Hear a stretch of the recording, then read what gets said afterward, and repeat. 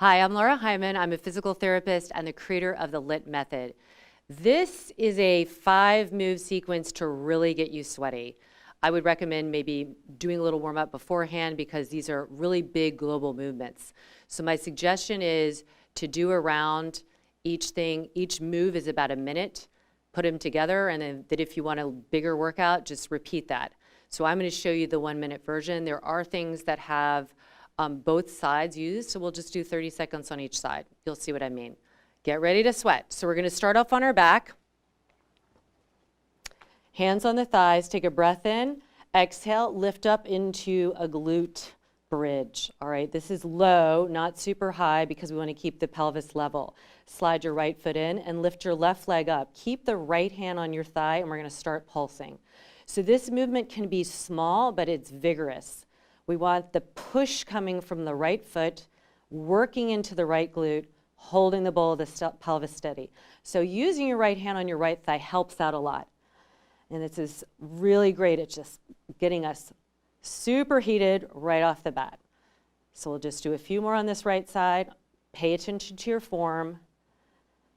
And then bring the left foot down. Left hand on the left thigh, right leg comes up. Same thing here, lift and lower. You can put one hand right above the pubic bone to help encourage the pelvis to stay neutral. Drive from that left foot, down and up. You're always welcome to go slower as well as you get used to doing this move.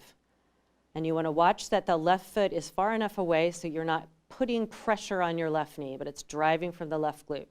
2 more, and release. So that's our first move. Second move, we come around into forearm plank. And this is just a cooker. So this is going to get you sweaty, but you want to get the form. The forearms are down. You can make fist, and you can have the knuckles down or the thumbs up, whatever feels good, or the palms down. You'll walk your feet back so that you're forming a nice long line. Don't want the pelvis down, and we don't want to puff up. We want to keep the head in line here, and we want to feel the sharp legs. So that means all sides of the legs are firm. Holding in the glute. And now we're just going to tap the knees and lift up. And as we tap the knees and lift up, we're holding the bowl of the pelvis the same. We're not letting it tip. So firing up the core, firing up the shoulder core, it's all part of the core. And we just repeat this. And you should start to feel that heat and sweat. Watch the head. The head often likes to go down. So you want to lift it, not the chin, but keep it buoyant. And we repeat this for about a minute. Oh yeah. One more. Feeling the heat there.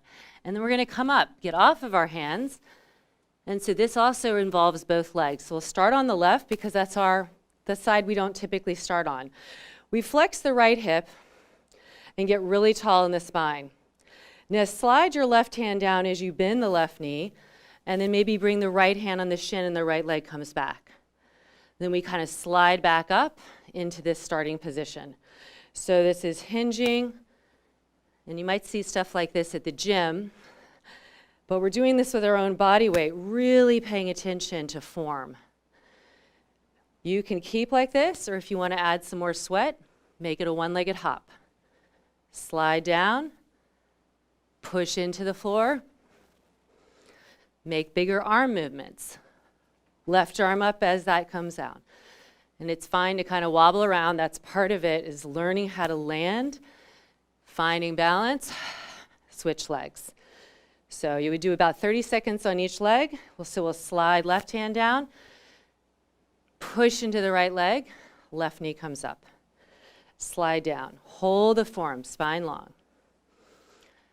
All right, we've gotten the glutes already ready. Maybe now we can add one-legged hop, right arm up, land, hinge back, push, slide down. And it's fine to do what I'm doing. It's really hard. This right side just really makes me work. Push into that big toe. One more side, hinge and push. All right, now coming into plank. Just like in forearm plank, you want the spine long, head is buoyant, scapular set on the back, we're not rounding. We're going to lower to the ground. You can lower the knees. I'll show you this example, and then lower. Pull back for a little cobra. Hold the chest open as you lower just the ribs.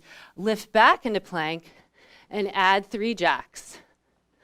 So we lower slowly. You can lower the knees. Pull back. Lower a little bit. Push away. 3 jacks. Lower. So it's a big movement. We get some extension. We hold the spine long. Push away. 3 jacks.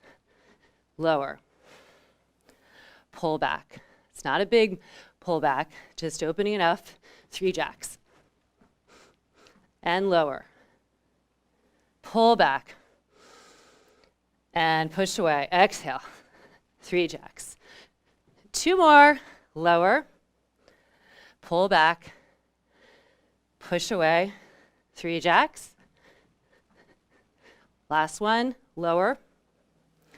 Pull back. Push away. 3 jacks. And then walk your hands back. Okay, so last move here. Squat, kind of like we were sliding before.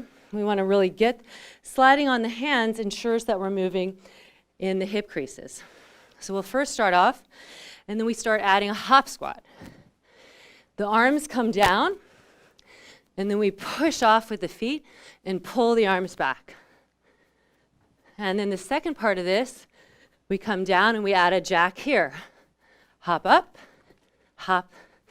Anytime we get weight through our hands, we're getting more core activation. Hop up, hop out, hop up, hop out. Use your breath. Hop.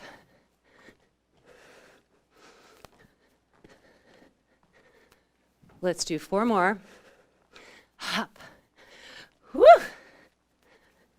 Feel the whole body getting sweatier and heated. Yeah, because we moved the big joints, the big muscles, and activated the core.